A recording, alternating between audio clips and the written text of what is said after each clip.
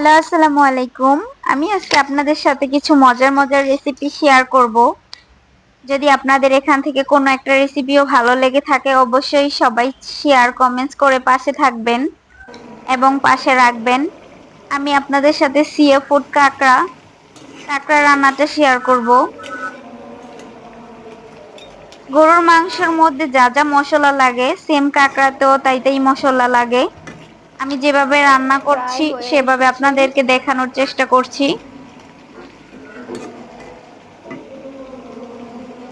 আমি এটাকে ভালোভাবে কষিয়ে নিচ্ছি সব ধরনের মশলা দিয়ে। মাংসের মধ্যে যা যা মশলা লাগে সব মশলা দিয়ে আমি কাঁকড়াটাকে কষিয়ে নিতেছি ভালোভাবে। কার কার কাঁকড়া পছন্দ, এভাবে চাইলে রান্না গরুর করে মাংসও খেয়ে হয়ে দেখতে গেছে। পারেন, অবশ্যই ভালো লাগবে।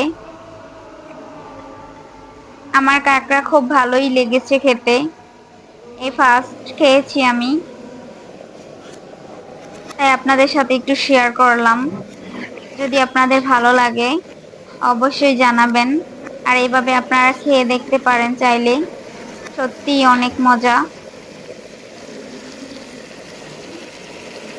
আজকে আমার বার্থডে ছিল, জন্মদিন উপলক্ষে, তাই কিছু ভালো ভালো আইটেম রান্না করলাম। আমার কাকার ফাইনাল লুকটা দেখেন কার কার ভালো লাগছে।